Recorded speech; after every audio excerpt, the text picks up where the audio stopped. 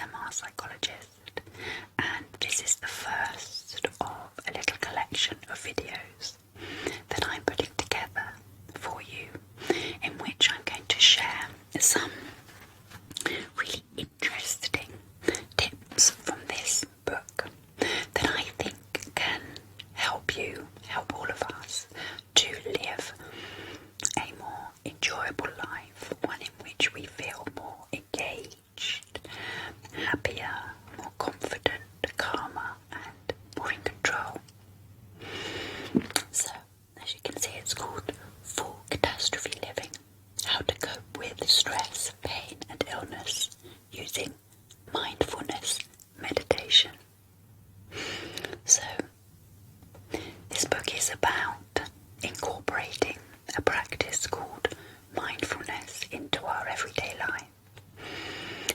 The author, Jon Kabat Zinn, he's an American professor of medicine, and he's one of the people responsible for bringing the practice of mindfulness over from sort of Eastern philosophies and traditions and incorporating it with more traditional Western treatments for mental health and for physical health. Now, you can see it's like this. It's an intimidatingly large book, so I think you have to be quite dedicated to learning about mindfulness in order to read it. But I thought I'd share with you a few little gems that you can take and use even if you're not up for reading the whole book. Okay. Now I'm going to be reading the book to you in an ASMR whisper, and if you haven't watched my channel before, I'll maybe explain why that is. It's about more than relaxation, because ASMR whispering induces a state a little bit like REM sleep. And in this state, our mind is open to new ideas. It's kind of primed for learning. So if we can listen to this information whilst in this state, this REM sleep-like state, we're more likely to be able to take the ideas on board and use them. Okay. So, what I'm going to share with you are what Jon Kabat Zinn calls the attitudinal foundations of mindfulness. And this basically just means the kind of way that we approach mindfulness, or if we're taking a more broad view, the way that we approach our lives.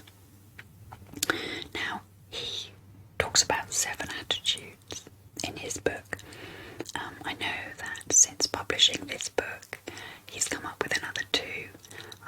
So what I thought I'd do is I'd look at one attitude per video, and then maybe I'll go off and research the other 2 so that I can present them to you accurately.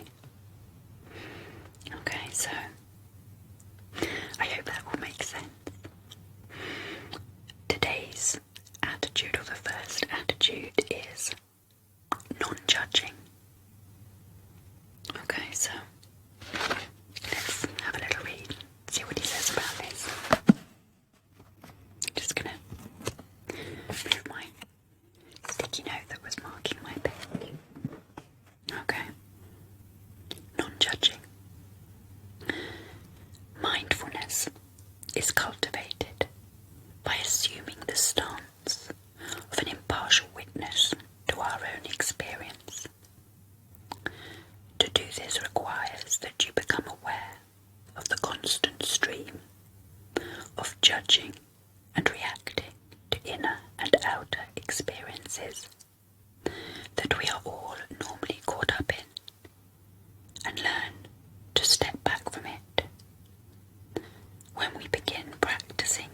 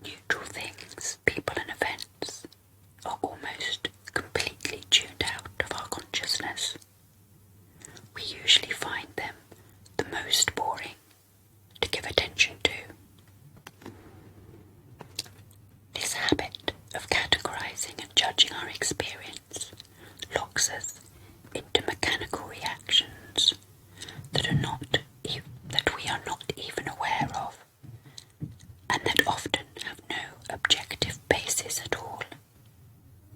These judgments tend to dominate our minds, making it difficult for us ever to find any peace within ourselves.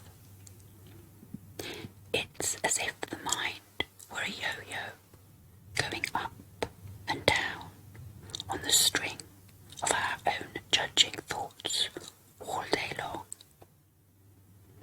If you doubt this description of your mind, just observe how much you are preoccupied with liking and disliking, say during a 10-minute period as you go about your business.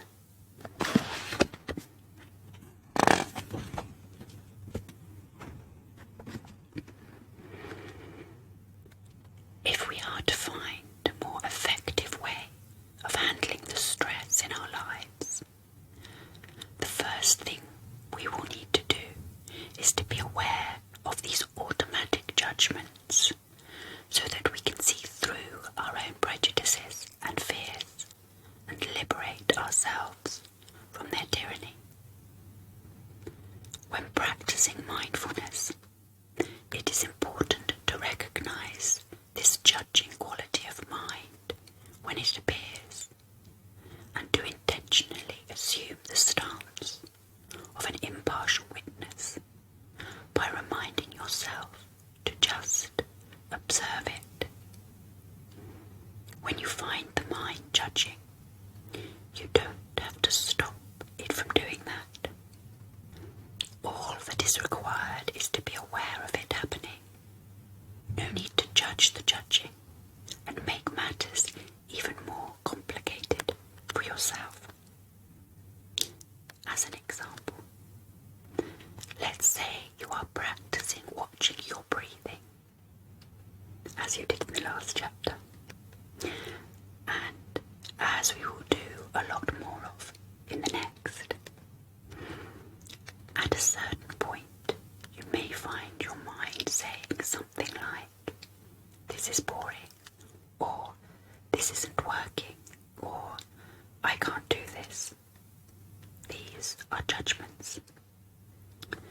When they come up in your mind, it is very important to recognize them as judgmental thinking and remind yourself that the practice involves suspending judgment and just watching whatever comes up, including your own judging thoughts, without pursuing them or acting on them in any way.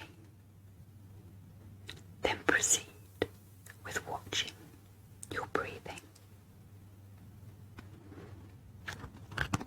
So, the exercise that he's referring to at the end of that chapter is a very, very simple, mindful meditation practice where you just close your eyes and observe your breath as it moves in and out of your body. And the idea is to observe how often your mind is pulled away from that very simple endeavour. And as he's talking about here, I suppose, aim is to just observe. Do not try and change it or judge it in any way, but just to notice how much your mind moves about. And this is kind of the basis of mindfulness. It's about being aware of what is going on, both outside of us but also inside of us. And this has the potential to still our minds eventually with the practice, to help us to stay present, anchored in what is happening right now, rather than flitting between thoughts of the past and predictions about the future, thereby missing what is happening